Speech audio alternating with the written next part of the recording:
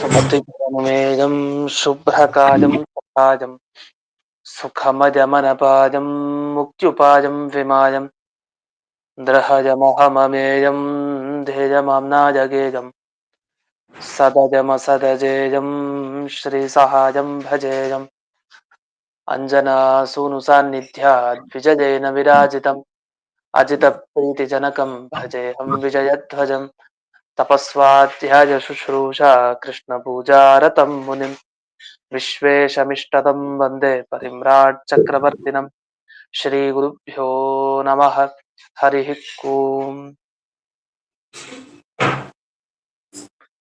जन्माद्यस्य जतोऽन्वजादितरतश्चार्थेष्वभिघ्नस्वराट् तेने ब्रह्म हृदाय आदिकवये मुह्यन्ति यं सूरजः तेजो वारिमृदां यथा विनिमयो यत्र त्रिसर्गो मृषा धाम्ना स्वेन सदा निरस्तकुहकं सत्यं परं धीमहि ॐ स्वस्त्यस्तु सदाम् अशेष सन्मङ्गलानि भवन्तु सम्यक् श्लोकैकश्रवणपठनमात्रेण वक्तुश्च श्रोतॄणां निखिलकलिकृतकल्मष अपनोदनपटुतरे श्रीमद्भागवते महापुराणे द्वितीयस्कन्धे पञ्चमाध्याये अद्य कथानुवादे सति किञ्चित् पूर्वकथानुवादः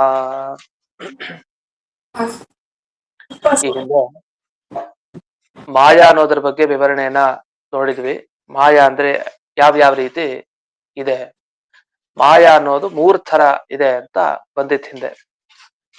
ಈಗ ಈ ಮಾಯೆಯನ್ನ ದಾಟೋ ಬಗೆ ಹೇಗೆ ಅನ್ನೋದನ್ನ ತಿಳಿಸ್ತಾ ಬೈತಾರೆ, ನಿಂದನೆ ಮಾಡ್ತಾರೆ. ಯಾವ ಮಾಯೆಯನ್ನು ದಾಟಬೇಕು? ನಮ್ಮ ಸ್ವರೂಪದ ಸುತ್ತಲೂ ಇರೋ ಮಾಯೆಯನ್ನ ದಾಟ್ಕೊಬೇಕು, ಅಂದ್ರೆ ಅದನ್ನ ನಾಶ ಪಡಿಸ್ಕೊಬೇಕು.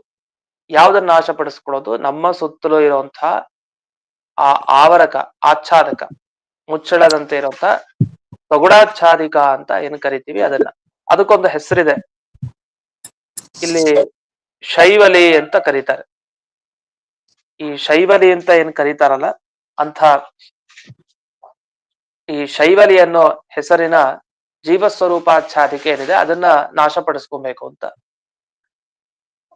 ಈ ಶೈವಲಿ ಅನ್ನೋ ಹೆಸರಿನ ಈ ಜೀವಸ್ವರೂಪಾಚ್ಛಾದಿಕೆಯನ್ನ ನಾಶಪಡಿಸ್ಕೊಳ್ಳೋದು ಯಾವ್ದ್ರಿಂದ ಅಂತ ನಾವು ಗಮನಿಸಿದಾಗ ಅದಕ್ಕೆ ಹೇಳ್ತಾರೆ ಈ ಮುಂದಿನ ಶ್ಲೋಕದಲ್ಲಿ 13ನೇ ಶ್ಲೋಕದಿಂದ. ಈಗ 13ನೇ ಶ್ಲೋಕವನ್ನ ನೋಡೋಣ. ವಿಲಜ್ಜಮಾನಜಾಯಸ್ಯ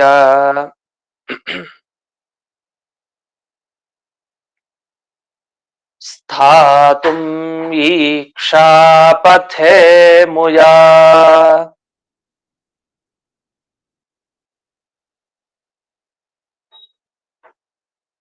ವಿಮೋಹಿತಾ ವಿಕಥಂತೆ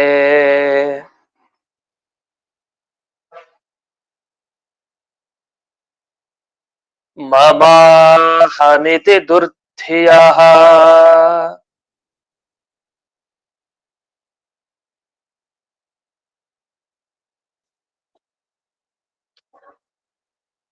ಈ ಶೈವಲಿ ಎನ್ನುವ ಹೆಸರಿನ ಜೀವರ ಆಚ್ಛಾದಕ ಏನಿದೆ ಇದು ಹೋಗಬೇಕು ಅಂತ ಆದ್ರೆ ಒಬ್ಬರ ದೃಷ್ಟಿಗೆ ಬೀಳ್ಬೇಕಂತದ್ದು. ಯಾರ ದೃಷ್ಟಿಗೆ? ಭಗವಂತನ ದೃಷ್ಟಿಗೆ.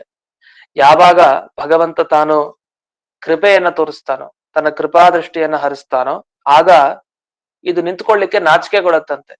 ದೇವರು ಬಂದ್ರೆ ಇದಕ್ಕೆ ನಾಚಿಕೆ, ಅದು ಹೊರಟೋಗ್ಬಿಡತ್ತೆ ಅಂತ. ಅಂದ್ರೆ ಅಭಿಪ್ರಾಯ, ದೇವರ ಅನುಗ್ರಹ ಆದ ಕೂಡಲೇ ಜೀವರಿಗೆ ಆ ಮುಚ್ಚಳದಂತೆ ಇರುವಂತಹ ಆ ಶೈವಲಿ ಅನ್ನೋ ಹೆಸರಿನ ಸ್ವರೂಪಾಚ್ಛಾದಿಕೆ, ಅಂದ್ರೆ ನಮ್ಮ ಗುಣಗಳನ್ನ ಅಭಿವ್ಯಕ್ತಿಗೊಳಿಸ್ಲಿಕ್ಕೆ ತೊಂದರೆ ಮಾಡ್ತಾ ಇದೆ, ನಮ್ಮ ನಿಜವಾದ ಆನಂದವನ್ನ ಅನುಭವಿಸ್ಲಿಕ್ಕೆ ತೊಂದರೆ ಮಾಡ್ತಾ ಇರುವಂತಹ ಆ ಜೀವ ಸ್ವರೂಪಾಚ್ಛಾದಿಕೆ ಏನಿದೆ ಅದನ್ನೆಲ್ಲ ನಾಶಪಡಿಸ್ಕೊಂಡು ಒಬ್ಬ ವ್ಯಕ್ತಿ ತಾನು ಮೋಕ್ಷಕ್ಕೆ ಹೋಗ್ಬೋದು ಅಂತ. ಹಾಗಾದ್ರೆ ಅದನ್ನ ನಾಶಪಡಿಸ್ಕೊಳ್ಳೋದು ಮುಖ್ಯ. ಹಾಗಾದ್ರೆ ದೇವರ ಕೃಪಾ ಕಟಾಕ್ಷ ಅದಕ್ಕೋಸ್ಕರ ಬಹಳ ಮುಖ್ಯ ಅಂತ ಹೇಳಿದ್ರು. ಸರಿ, ಇಲ್ಲ ಅಂದ್ರೆ ಏನೀಗ? ಯಾರು ಪರಮಾತ್ಮನ ಕೃಪಾ ದೃಷ್ಟಿಗೆ ಬರೋದಿಲ್ಲ ಅಂಥವ್ರಿಗೆ ಯಾವಾಗಲೂ ಇದು ಉಳ್ಕೊಳ್ಬಿಡತ್ತೆ. ಅಂದ್ರೆ ಯಾವಾಗಲೂ ಸಂಸಾರದಲ್ಲೇ ಬಿದ್ದಿರ್ತಾರೆ ಅಂತ ಅರ್ಥ. ಸಂಸಾರದಿಂದ ಹೊರಗೆ ಹೋಗಬೇಕು ಅಂದ್ರೆ ಆ ಜೀವ ಸ್ವರೂಪವನ್ನ ಮುಚ್ಚಿಕೊಂಡಿರೋಂತಹ ಆ ಶೈವಲಿ ಅನ್ನೋ ಆಚ್ಛಾದಿಕೆ ಹೋಗ್ಬೇಕು. ಅದು ಹೊದಕೆ ತರ ಚೆನ್ನಾಗಿ ಅದನ್ನ ಹೊತ್ಕೊಂಡ್ಬಿಟ್ಟಿದೀವಿ, ಅದನ್ನ ಹೊರಗೆ ಎಸಿಬೇಕು. ಅದು ಎಸೆದಾಗ ನಿಜವಾದ ಆನಂದ ಗೊತ್ತಾಗತ್ತೆ, ಸ್ವರೂಪಾನಂದ ಹೊರಗ್ ಬರುತ್ತೆ. ಅದ್ ಚೆನ್ನಾಗಿ ಅದನ್ನ ಹೊತ್ಕೊಂಡು ಹಾಗೆ ಎಲ್ಲ ಜನರು ಕೂತ್ಬಿಟ್ಟಿದ್ದಾರೆ, ಅದನ್ನ ಹೊರಗೆ ಹಾಕ್ಬೇಕು. ಆದ್ರೆ ಅದು ಸುಲಭವಾಗಿ ಹೋಗೋದಲ್ಲ, ಕೃಪಾದೃಷ್ಟಿ ಆದ್ರೆ ಮಾತ್ರ ಅದು ಹೋಗೋದು. ಸರಿ, ಅದರಿಂದ ಏನ್ ತೊಂದರೆ ಆಗ್ತಾ ಇದೆ ನಿಮ್ಗೆ? ಅದಿದ್ರೆ ಏನಾಯ್ತು? ಹೊದಿಕೆ ತಾನೆ, ಚಳಿ ಆಗ್ತಾ ಇದ್ರೆ ಹೊದಿಗೆಯನ್ನು ಹೊತ್ಕೊಳ್ತೀವಿ, ಅದನ್ನ ಒಳ್ಳೇದೇ ತಾನೆ ಅಂದ್ರೆ ಅದು ಚಳಿ ಆದಾಗ ಹೊತ್ತಿಗೆ ಹೊದ್ಕೊಡೋದು ಸರಿ. ಆದ್ರೆ ಇಲ್ಲಿ ಹಾಗಲ್ಲ. ಇಲ್ಲಿ ಸಂಸಾರದ ಚಳಿ ಹೋಗ್ಬೇಕು ಅಂದ್ರೆ ಅದನ್ನ ಹೊರಗೆ ಹಾಕಿದ್ರೆ ಚಳಿ ಹೋಗೋದು, ಇಲ್ಲಾಂದ್ರೆ ಹೋಗಲ್ಲ. ಯಾಕಂದ್ರೆ ಅದಿಂದ ಏನ್ ತೊಂದರೆ ಆಗ್ತಾ ಇದೆ ಅಂದ್ರೆ ತಾಪ ಜಾಸ್ತಿ. ಅದು ಹೊತ್ಕೊಳ್ಳೋದ್ರಿಂದ ಮೊದಲೇ ಬಿಸಿಲಿದ್ದಾಗ ಇನ್ನೂ ಹೊತ್ಕೊಳ್ಳೋದು ಅಂದ್ರೆ ಇನ್ನೂ ತಾಪಜಯ ಜಾಸ್ತಿ. ಹಾಗೆ ಮೊದಲೇ ನಮ್ಗೆ ಅಜ್ಞಾನ, ವಿಪರೀತ ಜ್ಞಾನ ಎಲ್ಲ ಇದೆ ಒಳಗಡೆ, ಸಾಕಷ್ಟು ದೋಷಗಳನ್ನು ತುಂಬಿಕೊಂಡಿದೀವಿ. ಅದನ್ನೆಲ್ಲ ಹೋಗಿಸ್ಕೊಳ್ಬೇಕು ಅಂತ ಆದ್ರೆ ಇದನ್ನ ಮೊದಲು ಹೊರಗೆ ಹಾಕ್ಬೇಕು, ಇಲ್ಲಾಂದ್ರೆ ಇದಿದ್ದಷ್ಟು ಇನ್ನೂ ಜಾಸ್ತಿ ಆಗ್ತಾ ಹೋಗುತ್ತದೆ. ಆದ್ರೆ ಇದನ್ನ ಸಂಪೂರ್ಣವಾಗಿ ತೆಗೆದ್ರೆ ಅದೆಲ್ಲ ಹೊರಟೋಗುತ್ತೆ. ಇದರಿಂದ ಏನೇನು ತೊಂದರೆಗಳು ಅಂದ್ರೆ ಆ ಆಚ್ಛಾದಿಕೆ ಇರೋದ್ರಿಂದ ಮನುಷ್ಯರಿಗೆಲ್ಲ ಕೆಟ್ಟ ಬುದ್ಧಿ ಬರ್ತಾ ಇದೆ. ಏನ್ ಕೆಟ್ಟ ಬುದ್ಧಿ ಅಂದ್ರೆ ಮಮ ಅಹಂ ಇತಿ ದುರ್ಧಿಯ ವಿಮೋಹಿತಾ, ಎಲ್ಲರಿಗೂ ಮೋಹ ಬಂದ್ಬಿಟ್ಟಿದ್ಯಂತೆ. ಇದು ನಂದು, ನಾಳೆ ಮಾಡೋದು, ನನ್ನ ಕೈನಲ್ಲೆಲ್ಲ ಇದೆ ಅಂತ ಈ ತರ ದುರ್ಭಾವನೆಗಳೆಲ್ಲ ಮನುಷ್ಯರಿಗೆ ಪ್ರಾರಂಭ ಆಗಿದೆ. ಎಲ್ಲ ದುರ್ಭಾವನೆ ಬರ್ಲಿಕ್ಕೆ ಶುರುವಾಗಿದ್ದೆ ಈ ಜೀವ ಸ್ವರೂಪ ಆಚ್ಛಾದಿಕೆ ಅಷ್ಟು ಗಟ್ಟಿಯಾಗಿರೋದ್ರಿಂದ ಅದು ಬೆಳ್ಕೊಳ್ತಾ ಇದೆ. ಈ ದುರಭಿಮಾನ ಹೋಗಬೇಕು ಅಂತ ಆದ್ರೆ ಆಗ ಭಗವಂತನ ಕೃಪಾ ಕಟಾಕ್ಷದ ದಾರಿಗೆ ನಾವು ಬರಬೇಕು. ಅಂದ್ರೆ ಭಗವಂತ ನಮ್ಮನ್ನ ಉದ್ಧಾರ ಮಾಡುತ್ತಾನೆ ಅಂತ ನಾವು ಭಾವಿಸಿ ಅವನ ಧ್ಯಾನ ಮಾಡ್ತಾ ಇದ್ದಾಗ ಭಗವಂತ ಆಯ್ತು ಇವನನ್ನು ಉದ್ಧಾರ ಮಾಡ್ತೀನಿ ಅಂತ ಒಂದು ದಿವಸ ತಾನು ಸಂಕಲ್ಪ ಮಾಡ್ತಾನೆ, ಇಚ್ಛೆ ಪಡ್ತಾನೆ, ಆಗ ಸರಿ ಹೋಗುತ್ತೆ ಅಂತ. ಇಷ್ಟನ್ನ ಇಲ್ಲಿ ಈ ಶ್ಲೋಕದಲ್ಲಿ ವಿವರಿಸ್ತಾ ಹೋಗಿದ್ದಾರೆ. ಇದಾದ ಮೇಲೆ ಇನ್ನೊಂದು ಮಾತನ್ನ ಇಲ್ಲಿ ಹೇಳ್ತಾರೆ. ಈಗ ಭಗವಂತನೇ ಸರ್ವೋತ್ತಮ. ಒಂದ್ ವೇಳೆ ಬ್ರಹ್ಮದೇವರನ್ನ ನಾವು ಸರ್ವೋತ್ತಮ ಅಂತ ತಿಳಿದು ಅವರೇ ಶ್ರೇಷ್ಠ, ಅವರಿಗಿಂತ ಭಗವಂತ ಕಡಿಮೆ ಅಂತ ತಿಳ್ಕೊಂಡು ನಾವು ಇದ್ರೆ ಅದಕ್ಕೂ ಕಾರಣ ಯಾವುದು? ಇದೆ, ಆಚ್ಛಾದಿಕೆನೆ. ಹಾಗಾಗಿ ಯಾವುದೇ ತರದ ಅಜ್ಞಾನಕ್ಕೆ ಕಾರಣವಾಗಿರುವಂತದ್ದು ಇದು. ಆದ್ರಿಂದ ಇದನ್ನ ಮೊದಲು ತೆಗೆದು ಹಾಕ್ಬೇಕು ಅಂತ ಇಷ್ಟು ಇಲ್ಲಿ ವಿವರಿಸಲಾಗಿದೆ. ಇದಾದ ಮೇಲೆ ಮುಂದಿನ ಶ್ಲೋಕದಲ್ಲಿ ಒಂದು ಪ್ರಶ್ನೆ ಮಾಡ್ಕೊಳ್ತಾರೆ. ಏನ್ ಪ್ರಶ್ನೆ? ಅಲ್ಲ, ದೇವರಿಗಿಂತ ಬೇರೆ ಸೃಷ್ಟಿ ಮಾಡ್ಲಿಕ್ಕೆ ಕಾರಣನೇ ಇಲ್ಲ ಅಂತ ಹೇಳ್ತೀರಿ, ದೇವರೇ ಈ ಜಗತ್ತನ್ನ ಸೃಷ್ಟಿ ಮಾಡೋದು ಅಂತ ಯಾಕಿಲ್ಲ? ಈಗ ಪಂಚಭೂತಗಳೆಲ್ವಾ ಬೇಡ್ವಾ? ಪೃಥ್ವಿ, ನೀರು, ಆಕಾಶ, ತೇಜಸ್ಸು, ವಾಯು ಎಲ್ಲ ಬೇಕಲ್ಲ. ಅದಿಲ್ದೇನೆ ಜಗತ್ತು ಆಗೇ ಇಲ್ಲ. ಇದೆಲ್ಲ ಇಲ್ದೇನೆ ಭಗವಂತ ಸೃಷ್ಟಿ ಮಾಡ್ತಾನ? ಇಲ್ಲ. ಇದನ್ನೆಲ್ಲ ಇಟ್ಟುಕೊಂಡೆ ಭಗವಂತ ಸೃಷ್ಟಿ ಮಾಡ್ತಾನೆ. ಹಾಗಾದ್ರೆ ಭಗವಂತನಿಗಿಂತ ಬ್ರಹ್ಮದೇವರು ಉತ್ತಮರಾಗೋದ್ ಬೇಡ, ಅವರು ಚಿಕ್ಕವರೇ. ಬ್ರಹ್ಮದೇವರಿಗಿಂತ ದೊಡ್ಡವರು ಪರಮಾತ್ಮನೆ ನಿಜ. ಆದರೆ ಪಂಚಭೂತಗಳು ಇಲ್ದೇನೆ ಮಾಡ್ತಾನ ಸೃಷ್ಟಿ? ಇಲ್ಲ. ಪಂಚಭೂತಗಳನ್ನು ಇಟ್ಟುಕೊಂಡೇ ಸೃಷ್ಟಿ ಮಾಡ್ತಾನೆ. ಅಂದ್ಮೇಲೆ ಪಂಚಭೂತಗಳನ್ನೇ ಯಾಕೆ ಕಾರಣ ಅಂತ ಹೇಳ್ಬಾರ್ದು? ಭಗವಂತನಿಗಿಂತ ಉತ್ತಮ ಬೇಡ, ಭಗವಂತನಿಗಿಂತ ಆ ಪಂಚಭೂತಗಳು ಶ್ರೇಷ್ಠ ಅನ್ನೋದು ಬೇಡ, ಆದ್ರೆ ಭಗವಂತನಿಗೆ ಸಮಾನ ಅಂತ ಯಾಕೆ ಹೋಗ್ಬಾರ್ದು ಪಂಚಭೂತಗಳನ್ನು? ಯಾಕಂದ್ರೆ ಯಾವ್ದನ್ನ ಬಳಸ್ಕೊಳ್ತಾರೋ ಅದ್ರ ಅಪೇಕ್ಷೆ ಇದೆ ಅಂತ ಆಯ್ತು. ಈಗ ನಮ್ಗೆ ಯಾವುದೇ ಒಂದು ಕೆಲಸ ಸಿದ್ಧಿ ಆಗಬೇಕು ಅಂತ ಆದ್ರೆ ದೇವರು ಬೇಕು. ದೇವರನ್ನ ಅಪೇಕ್ಷಿಸ್ಕೊಂಡೆ ನಾವು ಕೆಲಸ ಮಾಡ್ತೀವಿ. ದೇವರ ನಮಸ್ಕಾರ, ಗುರುಗಳ ನಮಸ್ಕಾರ ಮಾಡ್ದೇನೆ ಕೆಲಸ ಮಾಡಲ್ಲ. ಯಾಕೆ? ನಾವು ಅವರ ಅಧೀನದಲ್ಲಿದ್ದೀವಿ, ಅವ್ರಿಲ್ದೆ ನಮ್ ಕೆಲಸ ಆಗಲ್ಲ. ಆದ್ರಿಂದ ಅವರುಗಳು ಮುಖ್ಯ. ಅದೇ ತರ ಇಲ್ಲಿ ದೇವರನ್ನ ತೀರಾ ಉತ್ತಮ ಅಂತ ಹೇಳೋದು ಅಸಂಭವ ಅಂತ ಆಗಿದ್ರು ಕೂಡ ದೇವರಿಗೆ ಸಮಾನ ಅಂತ ಇಟ್ಕೊಳ್ಳೋಣ. ಯಾಕೆ? ಅವನಿಗೆ ಪೃಥ್ವಿ ಇಲ್ದೆ ಹಾಗೆ ಸೃಷ್ಟಿ ಮಾಡ್ಬಿಡ್ತಾನ, ನೀರಿಲ್ದೆ ಹಾಗೆ ಜಗತ್ತನ್ನ ಸೃಷ್ಟಿ ಮಾಡ್ತಾನ, ಗಾಳಿ ಬೇಕು, ಆಕಾಶ ಬೇಕು, ಇದೆಲ್ಲ ಬೇಕೇ ಬೇಕಲ್ಲ. ಇಷ್ಟಿಲ್ದೇನೆ ಜಗತ್ತನ್ನ ಸೃಷ್ಟಿ ಮಾಡ್ಲಿಕ್ಕೆ ಸಾಧ್ಯ ಇಲ್ಲ. ಅಂದ್ಮೇಲೆ ಜಡ ಪದಾರ್ಥಗಳನ್ನ ಅವಲಂಬಿಸ್ಕೊಂಡು ಪರಮಾತ್ಮ ಇದ್ದ ಮೇಲೆ ಅವನು ಹೇಗೆ ಶ್ರೇಷ್ಠ ಆಗ್ತಾನೆ? ಅವನಿಗೆ ಸಮಾನವಾದದ್ದು ಸಿಗತ್ತಲ್ಲ ಅಂತ ಸಾಂಖ್ಯಶಾಸ್ತ್ರದ ಪ್ರಕಾರ ಪ್ರಶ್ನೆ ಮಾಡ್ಕೊಳ್ತಾ ಇದ್ದಾರೆ. ಈಗ ಸಾಂಖ್ಯಶಾಸ್ತ್ರ ಅಂತ ಇದೆ. ಸಾಂಖ್ಯಶಾಸ್ತ್ರದ ಬಗ್ಗೆ ಬಹಳ ಪ್ರಸಿದ್ಧಿ ಇರುತ್ತೆ. ಭಾಗವತದಲ್ಲೇ ಕಪಿಲರು ತಾವು ಸಾಂಖ್ಯಶಾಸ್ತ್ರವನ್ನ ಉಪದೇಶ ಮಾಡ್ತಾರೆ. ಆದ್ರೆ ಇಬ್ಬರು ಕಪಿಲರು ಶಾಸ್ತ್ರದಲ್ಲಿದ್ದಾರೆ, ಹೇಳ್ತಾರೆ. ಒಬ್ಬ ದುಷ್ಟ ಕಪಿಲ, ಕೆಟ್ಟವನು, ಮತ್ತೊಬ್ಬ ಭಗವಂತನ ಅವತಾರಿ. ಅದರಿಂದ ಇಬ್ಬರು ಕಪಿಲರಿದ್ದಾರೆ, ಅವರ ಶಿಷ್ಯರು ಅವರೇ. ಆಸುರಿ ಅಂತ ಶಿಷ್ಯರ ಹೆಸರು. ಆಸುರಿ ಅಂತ ಒಬ್ಬ ಒಳ್ಳೆ ತತ್ವಜ್ಞಾನಕ್ಕೆ ಯೋಗ್ಯನಾದವನು, ಇನ್ನೊಬ್ಬ ದುಷ್ಟ. ಅಲ್ಲಿ ಈ ದುಷ್ಟ ಸಾಂಖ್ಯಶಾಸ್ತ್ರ ಇದೆಯಲ್ಲ, ಭಗವಂತ ಹೇಳಿದ ಸಾಂಖ್ಯಶಾಸ್ತ್ರ ಅಲ್ಲ, ದುಷ್ಟ ಕಪಿಲ ಹೇಳಿದ ಸಾಂಖ್ಯಶಾಸ್ತ್ರ ಇದೆ. ಅದರ ಪ್ರಕಾರ ಭಗವಂತನಿಗೆ ಅಸ್ತಿತ್ವನೇ ಇಲ್ಲ. ಅಲ್ಲೇನ್ ಹೇಳಿದ್ದಾರೆ ಅಂದ್ರೆ, ಪ್ರಕೃತಿ ಈ ಪಂಚಭೂತ ಏನಿದೆ ಇದೇ ಸಾಕು ಜಗತ್ತನ್ನ ನಿರ್ಮಾಣ ಮಾಡ್ಲಿಕ್ಕೆ, ದೇವರು ಅಂತ ಒಂದು ಬೇಡ ಅಂತ ಹೇಳಿದ್ದಾರೆ. ಹಾಗಾದ್ರೆ ಇದೆಲ್ಲ ಇದರಿಂದನೇ ಮಾಡ್ಬೇಕು ಅಂದ್ರೆ ಇದೇ ಸ್ವಯಂ ಹೀಗೆಲ್ಲ ಪರಿಣಾಮ ಆಗ್ಬಿಟ್ಟಿದೆ ಜಗತ್ತಾಗಿ. ದೇವರು ಅಂತ ಒಬ್ಬ ಸುಮ್ನೆ ಯಾಕೆ ಒಪ್ಬೇಕು, ಬೇಕಾಗಿಲ್ಲ ಅಂತ ಹೇಳ್ತಾರೆ. ಆ ಸಾಂಖ್ಯಶಾಸ್ತ್ರದ ಪ್ರಕಾರ ಇಟ್ಟುಕೊಂಡು ಇಲ್ಲಿ ಪ್ರಶ್ನೆ ಮಾಡ್ತಾರೆ.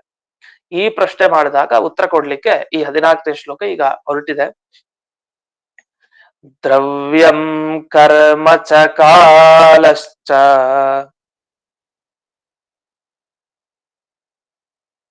ಸ್ವಭಾವೋ ಜೀವ ಏವ ಚ.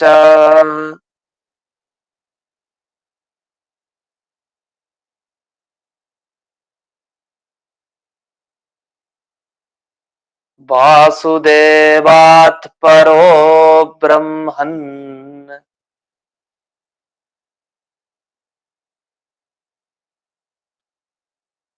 ನ ಚಾನ್ಯೋರ್ಥೋಸ್ತಿ ತಾತ್ವತಃ.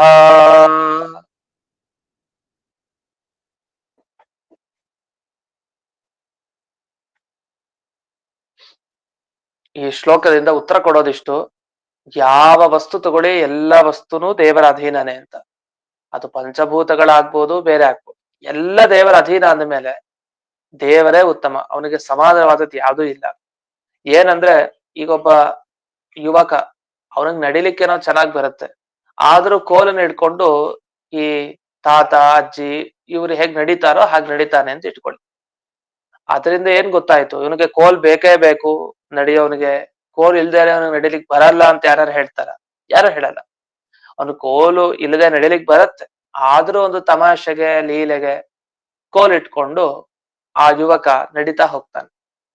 ಆದ್ರೆ ಅಜ್ಜಿ ತಾತ ಅವ್ರಿಗೆಲ್ಲ ಬೇಕಾಗತ್ತೆ, ಅವರು ತಮಾಷೆ ಮಾಡ್ಲಿಕ್ಕಲ್ಲ, ಅವ್ರಿಗೆ ಆ ಕೋಲು ಬೇಕೇ ಬೇಕು, ಕೋಲ್ ಇಲ್ಲದೆ ನಡ್ಲಿಕ್ ಆಗಲ್ಲ ಅಂತ. ಇದು ಶಾಸ್ತ್ರೀಯವಾಗಿ ಉದಾಹರಣೆ ಕೊಡ್ತಾರೆ. ಈ ಉದಾಹರಣೆ ಅದಕ್ಕೋಸ್ಕರ ಹೇಳಿದ್ದು. ಜಯತೀರ್ಥ ಇದನ್ನ ಉದಾಹರಣೆ ಮಾಡ್ತಾರೆ ನ್ಯಾಯಸುಧಾದಲ್ಲಿ ಒಂದ್ ಕಡೆ. ಹಾಗೆ ಇಲ್ಲಿ ಭಗವಂತ ತಾನು ಪಂಚಭೂತಗಳನ್ನ ಇಟ್ಟುಕೊಂಡ್ರೆ ಸೃಷ್ಟಿ ಮಾಡ್ಲಿಕ್ಕೆ ಬರಲ್ಲ ಅಂತಿಲ್ಲ. ಅವನ ಅಚಿಂತ್ಯದ್ಭುತ ಶಕ್ತಿಯಿಂದ ಏನ್ ಬೇಕಾದ್ರೂ ಮಾಡ್ಬೋದು. ಆದ್ರೆ ಅದನ್ನೆಲ್ಲ ಬಳಸ್ಕೊಂಡು ಯಾಕೆ ಸೃಷ್ಟಿ ಮಾಡ್ತಾನೆ ಅಂದ್ರೆ ಲೀಲೆ ಅಷ್ಟೇ. ಹೀಗೆ ಒಂದು ವ್ಯವಸ್ಥಿತವಾಗಿ ಜಗತ್ತನ್ನ ನಿರ್ಮಾಣ ಮಾಡ್ತೀನಿ ಅಂತ ಸಂಕಲ್ಪ ಮಾಡ್ಕೊಂಡು ಮಾಡಿದ್ದಾನೆ, ಹೊರತು ಪಂಚಭೂತಗಳಿಲ್ದೇನೆ ಅವ್ನಿಗೇನು ಮಾಡ್ಲಿಕ್ಕೆ ಸಾಧ್ಯ ಇಲ್ಲ ಅಂತಿಲ್ಲ ಅಂತ. ಹೀಗೆ ಈ ಅರ್ಥದಲ್ಲಿ ಎಲ್ಲ ವಸ್ತು ದೇವರ ಅಧೀನ. ಎಲ್ಲಾ ವಸ್ತು ಅಂದ್ರೆ ಯಾವ್ದು ವಸ್ತುಗಳದು, ಅದಕ್ಕೆ ಮೊದಲೇ ಪಟ್ಟಿ ಮಾಡ್ತಾ ಹೋಗ್ತಾರೆ. ಮೊದಲು ದ್ರವ್ಯಂ ಅಂತ ಹೇಳಿದ್ರು. ದ್ರವ್ಯ ಅಂದ್ರೇನು? ದ್ರವ್ಯ ಅಂದ್ರೆ ಇದೆ ಪಂಚಭೂತ, ಪೃಥಿವಿ, ಜಲ, ತೇಜಸ್ಸು, ಆಕಾಶ, ವಾಯು, ಇದೆಲ್ಲ. ಇನ್ನು ಕರ್ಮ, ಕರ್ಮ ಅಂದ್ರೇನು? ಪುಣ್ಯ ಪಾಪ. ಈ ಪುಣ್ಯ ಪಾಪನೂ ದೇವರ ಅಧೀನ. ಇನ್ನು ಕಾಲದ ಬಗ್ಗೆ ಬರ್ತಾರೆ. ಕಾಲ ಅಂದ್ರೆ ಏನು?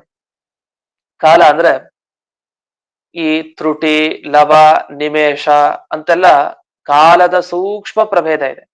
ಈಗೆಲ್ಲ ಒಂದು ನಿಮಿಷ ಅಂತ ಹೇಳ್ತೀವಿ, ಒಂದು ಮತ್ತೆ ಸೆಕೆಂಡ್ ಅಂತ ಹೇಳ್ತೀವಿ. ಹಾಗೆ ಇನ್ನು ಅನೇಕ ವಿಭಾಗ ಇದೆ, ಶಾಸ್ತ್ರದಲ್ಲಿ ಅನೇಕ ವಿಭಾಗ ಇದೆ ಅದಕ್ಕೆ. ಅಲ್ಲಿ ತ್ರುಟಿ ಲವ ಅಂತೆಲ್ಲ ಬರುತ್ತೆ. ಈ ತ್ರುಟಿ ಲವ ಎಲ್ಲ ಸೇರ್ಕೊಂಡು ಒಂದಿಷ್ಟು ಕಾಲ ಆಗ್ತಾ ಹೋಗುತ್ತೆ. 1 ಗಂಟೆ, 2 ಗಂಟೆ, 3 ಗಂಟೆ, ಹೀಗೆಲ್ಲ ಹೋಗಿ 1 ವರ್ಷ, 10 ವರ್ಷ, ಕೊನೆ ಕಲ್ಪ, ಹೀಗೆ ಮುಂದೆ ಹೋಗ್ತಾ ಇರುತ್ತೆ. ಈ ಪ್ರತಿಯೊಂದು ಕಾಲ ಇದೂ ಕೂಡ ಭಗವಂತನ ಅಧೀನನೇ. ಕಾಲವು ಭಗವಂತನ ಅಧೀನ. ಇನ್ನು ಸ್ವಭಾವ, ಸ್ವಭಾವ ಅಂದ್ರೆ ಒಬ್ಬ ಸಾತ್ವಿಕ ಸ್ವಭಾವ ಒಬ್ಬನಲ್ಲಿ, ಇನ್ನೊಬ್ಬನಲ್ಲಿ ರಾಜಸ ಸ್ವಭಾವ, ಇನ್ನೊಬ್ಬನಲ್ಲಿ ತಾಮಸ ಸ್ವಭಾವ.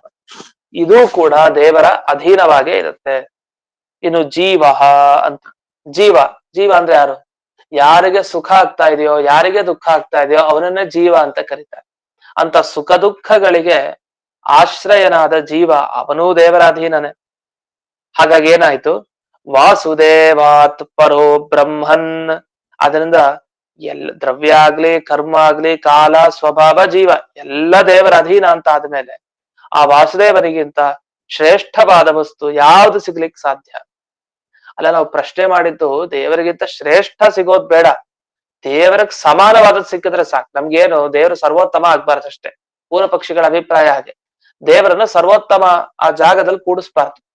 ಅವನ ಜೊತೆಗೆ ಇನ್ನೂ ಒಂದಿಷ್ಟು ಜನ ಕೂಡಿಸ್ಬಿಟ್ರೆ ಸಾಕು, ತೃಪ್ತಿ ಆಗತ್ತೆ. ಯಾಕೆ? ದೇವರೊಬ್ಬನೇ ಸರ್ವೋತ್ತಮ ಅಲ್ಲ, ಅವನ ಪಕ್ಕಕ್ಕೆ ಇನ್ನೂ ಒಂದಿಷ್ಟು ಜನ ಇದ್ದಾರೆ ಅಂತ ಇವ್ರಿಗೆ ಹೇಳೋ ಇದು ಪೂರ್ವ ಪಕ್ಷಿಗಳ ಅಭಿಪ್ರಾಯ. ಹಾಗೆ ಹೇಳ್ಬೇಕು ಅಂತ ಇವ್ರ ಮನಸ್ಸಿಗಿದೆ.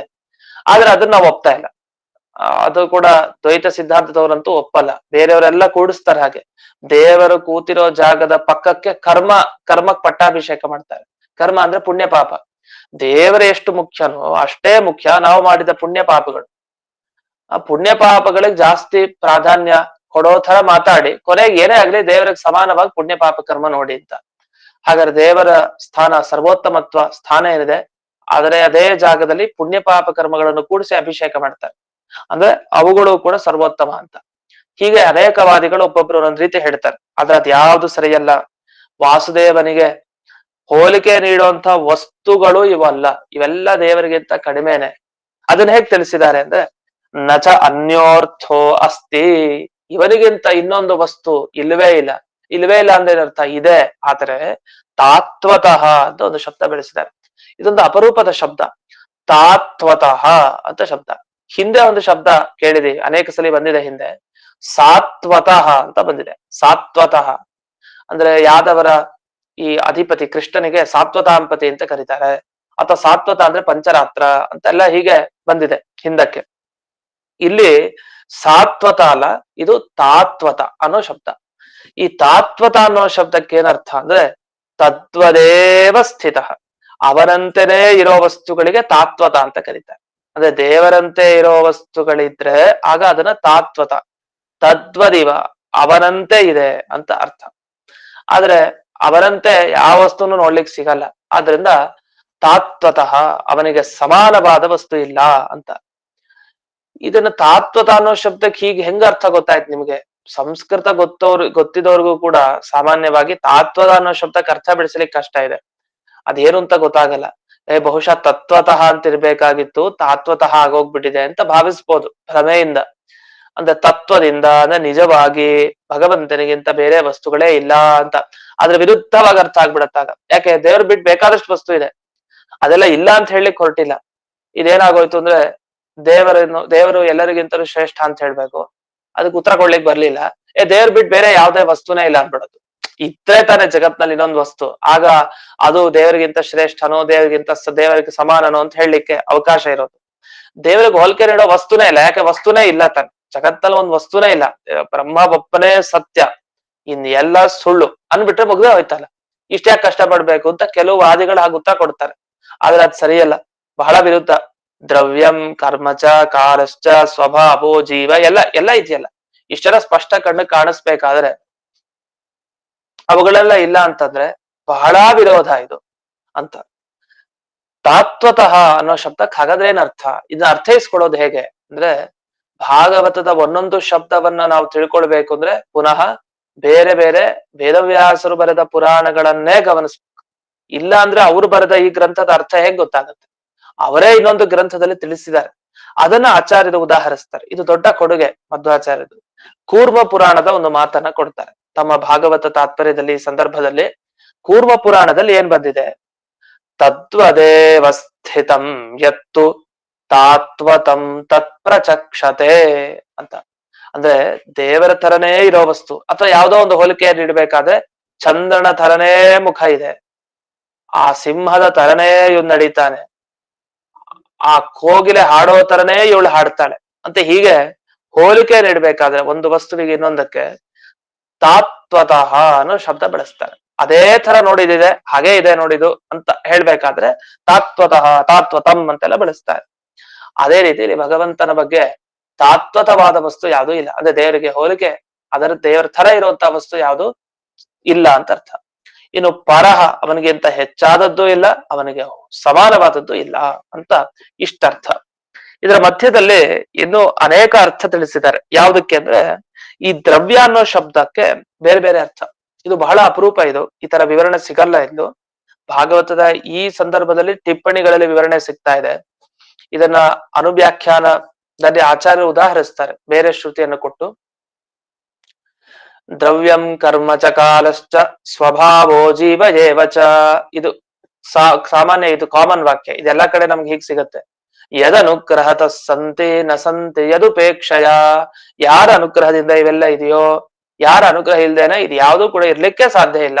ಯಾರು ಉಪೇಕ್ಷೆ ಮಾಡಿದ್ರೆ ದೇವರು ಒಂದೂ ಇದು ಯಾವ್ದು ಇರ್ಲಿಕ್ಕೆ ಸಾಧ್ಯ ಇಲ್ಲ ಅಂತ ಅಲ್ಲಿ ಅನುವ್ಯಾಖ್ಯಾನದಲ್ಲಿ ಮೊದಲಿಗೆ ಜಿಜ್ಞಾಸಾಧಿಕರಣದಲ್ಲಿ ಬಂದಿದೆ ಅವೆಲ್ಲ ವಿಷಯ.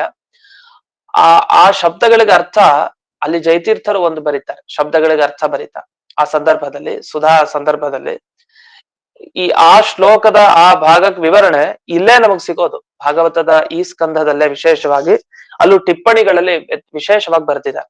ನಾವು ಒಂದು ನೋಡಿದ್ವಿ, ದ್ರವ್ಯ ಅಂದ್ರೇನು, ಕರ್ಮ ಅಂದ್ರೇನು, ಕಾಲ ಅಂತ ಯಾವ್ದು, ಸ್ವಭಾವ ಅಂತ ಯಾವ್ದನ್ ಕರಿತೀವಿ ಎಲ್ಲ ನೋಡಿದ್ವಿ. ಇನ್ನೊಂದು ವಿವರಣೆ ಮಾಡಿದ್ದಾರೆ ವಿಜಯಧ್ವಜ ತೀರ್ಥರು. ಏನದು? ದ್ರವ್ಯ ಅಂದ್ರೆ ಪುರೋಡಾಶ ಮೊದಲಾದದ್ದನ್ನ ದ್ರವ್ಯ ಅಂತ ತಗೊಳ್ಬೇಕು. ಅಂದ್ರೆ ನೀವು ಯಾಗದಲ್ಲಿ ಆಹುತಿಗಳನ್ನಾಗಿ ಏನ್ ಕೊಡ್ತೀವಲ್ಲ ಅದನ್ನ ದ್ರವ್ಯ ಅಂತ ತಗೊಳ್ಬೇಕು. ಈಗ ಯಾಗದಲ್ಲಿ ತುಪ್ಪವನ್ನ ಆಹುತಿಯನ್ನ ಕೊಟ್ರು, ಅನ್ನ ಚರುವನ್ನ ಕೊಟ್ರು. ಈ ಪುರೋಡಾಶ ಅಂದ್ರೆ ಯವ ನಿರ್ಮಿತ ರೋಟಿಕಾ ವಿಶೇಷ, ಯವಚೂರ್ಣ ನಿರ್ಮಿತ ರೋಟಿಕಾ ವಿಶೇಷ ಅಂತ ಹೇಳ್ತಾರೆ. ಈ ಕೆಲವು ಈ ಭತ್ತದಿಂದ ನಿರ್ಮಾಣ ಮಾಡಿದ ಪದಾರ್ಥ ಅದು ರೋಟಿ ಅಂತ ಇರುತ್ತೆ. ರೋಟಿಕಾ ವಿಶೇಷ ಅಂತ ಹೇಳಿ, ದೋಸೆ ಅಂತಾನು ಹೇಳ್ತಾರೆ, ಅದ್ರ ತರ ಇರುತ್ತೆ ಅಂತ. ರೋಟಿ ಅಂತ ಏನೋ ಇರುತ್ತೆ ಅಂತ ಹೇಳ್ತಾರೆ. ಅಂತ ಒಂದು ಪದಾರ್ಥ ಯಾವ್ದನ್ನ ಆಹುತಿಯನ್ನಾಗಿ ಹಾಕ್ತಾರೋ ಆ ಯಾಗಗಳಲ್ಲಿ ಅಂತ ಅದನ್ನ ಪುರೋಡಾಶ ಅಂತ ಕರೀತಾರೆ. ಅದಕ್ಕೆ ಪುರೋಡಾಶ ಅಂತ ಹೆಸರು. ಈ ತರ ಅನೇಕ ದ್ರವ್ಯ ಯಾವ್ದ್ಯಾವ್ದನ್ನ ಯಾಗದಲ್ಲಿ ನಾವು ಬಳಸ್ತೀವಿ ಅದೆಲ್ಲ ಅಂಥದ್ದನ್ನೆಲ್ಲ ಭಗವಂತನ ಅಧೀನ ಅಂತ ಚಿಂತಿಸಿ. ಅಂದ್ರೆ ಎಲ್ಲಾ ದೇವರ ಅಧೀನ ಅನ್ಲಿಕ್ಕೆ ಅದನ್ನು ತಗೊಳ್ಳಿ. ದ್ರವ್ಯ ಅಂದ್ರೆ ಬರೀ ಪಂಚಭೂತಗಳಷ್ಟೇ ಅಲ್ಲ, ಇದು ಕೂಡ. ಇನ್ನು ಕರ್ಮ ಅಂದ್ರೆ ಬರೀ ಪುಣ್ಯ ಪಾಪ ಅಷ್ಟೇ ಅಲ್ಲ. ಇಲ್ಲಿರೋ ಕರ್ಮ ಶಬ್ದಕ್ಕೆ ಇನ್ನೊಂದು ಅರ್ಥ ಏನು, ಋತ್ವಿಗಾದಿ ವ್ಯಾಪಾರ. ಅಲ್ಲಿ ಪುರೋಹಿತರು ಮಾಡುವಂತ ಪ್ರತಿ ಕೆಲಸ ಏನಿದೆ ಅದು ದೇವರ ಅಧೀನನೇ. ಅಂದ್ರೆ ದೇವರೇ ತಾನೇ ಆ ಪುರೋಹಿತರುಗಳಿಂದ ತಾನೇ ಆ ದ್ರವ್ಯಗಳನ್ನ ತನ್ನಲ್ಲಿ ಹಾಕಿಸ್ಕೊಂಡು ಅಗ್ನಿಯ ಮುಖಾಂತರ ತಾನೇ ಸ್ವೀಕಾರ ಮಾಡ್ತಾನೆ. ಎಲ್ಲ ಅವನ ಅಧೀನನೇ. ಇನ್ನು ಕಾಲ ಅಂದ್ರೆ ಯಾವುದು?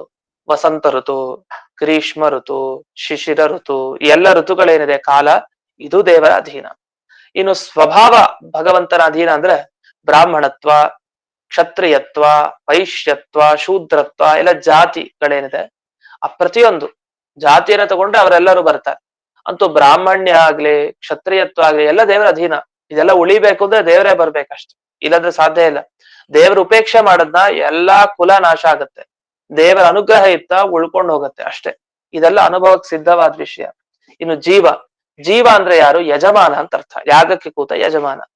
ಹೀಗೆ ಯಾವುದು ನೀವು ಭಗವಂತನ ಅಧೀನ ಅಲ್ಲ ಅಂತ ಹೇಳ್ತೀರಿ? ಒಂದ್ ಯಾಗ ಸರಿಯಾಗಿ ನಡಿಬೇಕು, ಪೂರ್ಣ ಆಗಬೇಕು ಅಂದ್ರೆ ಎಲ್ಲ ಭಗವಂತನ ಅಧೀನವಾಗಿದ್ರೆ ಸಾಧ್ಯ, ಅನುಗ್ರಹ ಇದ್ರೆ. ಬರೋ ಪುರೋಹಿತರೇ ಬರ್ಲಿಲ್ಲ, ಏನ್ ಮಾಡ್ಲಿಕ್ಕೆ ಸಾಧ್ಯ? ಆಗ ಯಾಗನೇ ನಡೆಯೋದಿಲ್ಲ. ಅಥವಾ ಬಂದ ಪುರೋಹಿತರು ಕೂತಿದ್ರು, ಯಜಮಾನನಿಗೆ ಏನೋ ತೊಂದರೆ ಆಯ್ತು, ಯಾಗ ನಡೀಲಿಲ್ಲ. ಯಜಮಾನನು ಚೆನ್ನಾಗ್ ಕೂತಿದ್ದ, ಈ ಕಡೆ ಪುರೋಹಿತರು ಕೂತಿದ್ರು, ಯಜಮಾನನ ಪತ್ನಿ ಬರ್ಲಿಕ್ಕೆ ಆಗ್ಲಿಲ್ಲ, ಅರ್ಧಂಬರ್ಧ ಆಯ್ತು.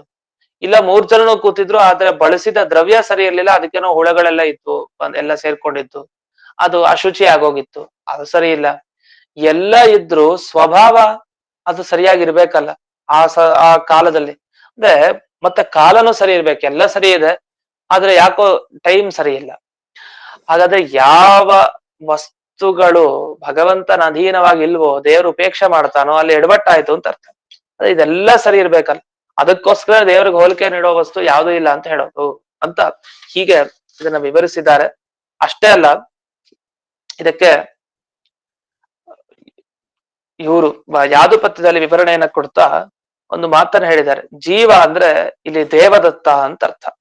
ದೇವದತ್ತ ಅಂದ್ರೆ ಸಾಮಾನ್ಯವಾಗಿ ಶಾಸ್ತ್ರದಲ್ಲಿ ಈ ಹೆಸರನ್ನ ಹೇಳ್ಬೇಕಾದ್ರೆ ಈ ಲೋಕದಲ್ಲಿ ಪ್ರಸಿದ್ಧವಾದ ಹೆಸರನ್ನೆಲ್ಲ ಹೇಳ್ತಾ ಹೋಗಲ್ಲ. ಈಗ ದೇವದತ್ತ ಅಂತ ಹೆಸರು ಇರ್ಬೋದು, ಅನೇಕ ಜನರು ಇಟ್ಕೊಂಡಿರ್ಬೋದು. ದೇವದತ್ತ, ಯಜ್ಞದತ್ತ, ಚೈತ್ರ, ಮೈತ್ರ ಅಂತೆಲ್ಲ ಈ ಶಬ್ದಗಳು ಸಾಮಾನ್ಯವಾಗಿ ಈ ವೇದಾಂತ, ತರ್ಕ, ವ್ಯಾಕರಣ ಅಥವಾ ಎಲ್ಲೇ ಆದ್ರೂ ಇಲ್ಲೆಲ್ಲ ಈ ತರ ಶಬ್ದನೇ ಬಳಸ್ತಾರೆ. ಅದು ಯಾಕೆ ಅಂದ್ರೆ ಸಾಮಾನ್ಯವಾಗಿ ಒಂದು ರೂಢಿಯಲ್ಲಿ ಒಂದು 4 ಶಬ್ದ ಇಟ್ಕೊಂಡಿರ್ತಾರೆ. ಈಗ ಧರ್ಮಶಾಸ್ತ್ರದ ವಿಚಾರ ಬಂತು, ಏನೋ ಪ್ರಶ್ನೆ ಬಂತು, ಎಷ್ಟು ದಿವಸ ಶೌಚ ಏನಿದೆ ಆಚರಣೆ ಎಷ್ಟು ದಿವಸ?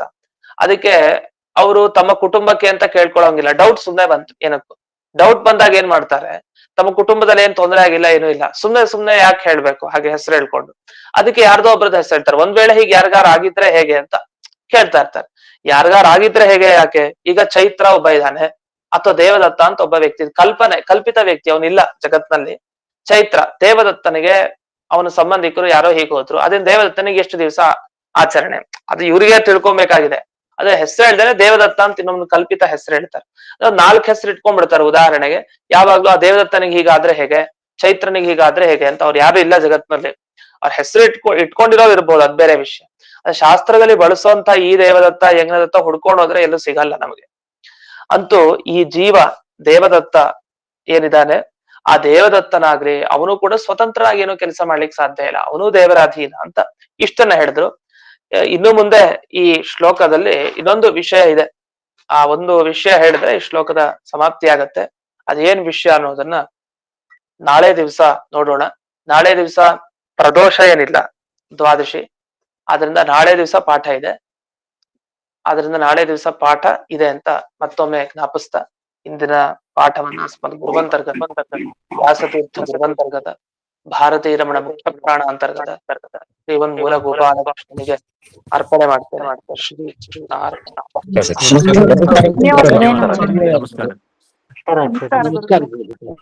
ನಮಸ್ಕಾರಗಳು ಗುರುಗಳೇ. ನಮಸ್ಕಾರಗಳು ಗುರುಗಳೇ.